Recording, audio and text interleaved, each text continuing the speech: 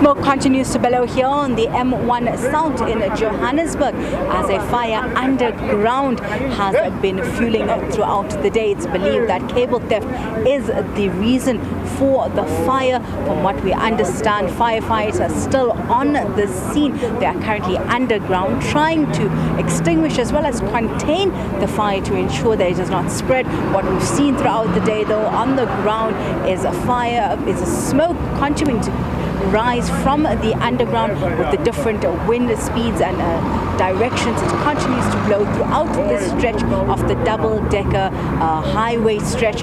2 lanes have been closed. To get more information and to understand what exactly is taking place, I want to bring in City Power's Isaac Mangena. Thank you so much. Let's start with 1 year on. We're right back on the same scene, seeing very similar scenes. Are we seeing the same reasons for what caused the fire last year, once again causing this fire?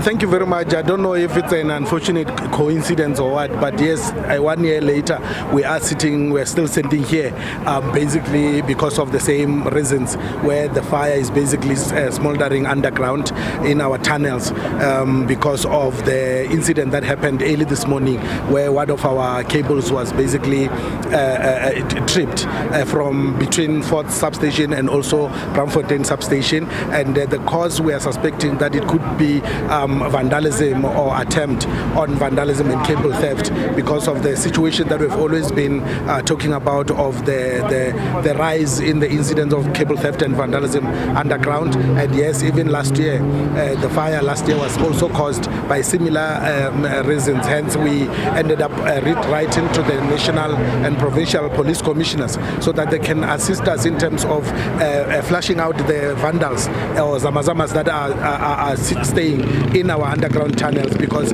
every week, every day, we are facing heavily armed criminals who are basically feeding or harvesting our cables and our infrastructure underground. And this is a really serious concern. As you can see now there's the bridge, this M1 bridge is also now under threat because of the very same criminals. So we are really sad about this situation. But as City Power, our teams have been here because we've got several areas that are currently off, areas around Braamfontein, the whole of Braamfontein, parts of Parktown, parts of Hillbrow, parts of the inner city, especially around the public transport areas of Bree and North substation, and even Newtown. And our teams are trying to see if we can be able to backfeed the residents and be able to restore some of them. Currently, we are not promising anything. We still have tests that we need to do, but this line on its own cannot come back anytime soon, because we have to wait for the EMS to basically clear. It's now the emergency site.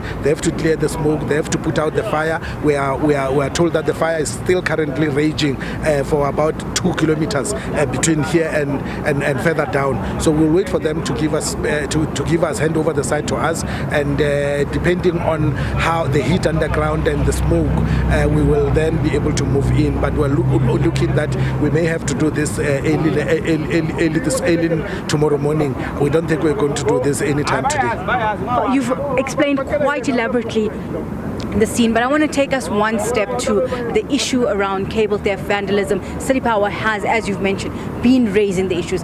Last year there was different contingency plans put into place, security that was updated. Where has City Power failed again in keeping that secure area? I know when I covered the Bree explosion reopening, they mentioned that there were vandals that were using that open area to come into this area as well at that stage. What has been done, and why have we seen that this area hasn't been secured? Look, City Power can only do so much in terms of security. Remember, security is not really our forte. We are not trained to arrest criminals.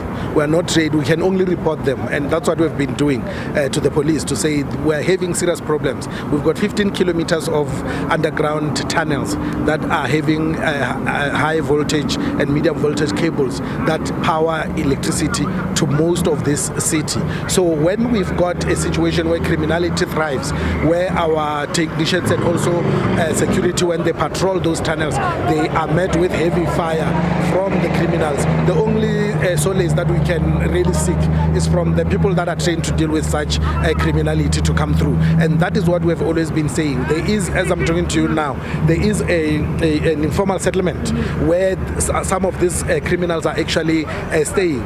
They are staying right next to the entrance to one of our kiosks, one of our tunnels. Last year when this fire happened, there were promises that those people will be removed. They will be removed because they're not even supposed to be there. They're informal, they are illegal, the land belongs to Transnet or Prasa, and they really need to be removed there because we're suspecting that most of what we are suffering is actually emanating from there. The criminals should be harboring themselves there. That is not City Power, but as City Power, we are trying in terms of increasing in terms of security patrols, especially on this bridge, underground as well. We have raised issues about exchange of fire between our security and the criminals underground. In fact, 2 of those criminals were killed last month by our security when around Bree Street, the very same Bree Street where you're talking about. So we are actually in a war situation here as City Power, and we are outgunned, we are outnumbered, we are out-resourced by these criminals. They seem to have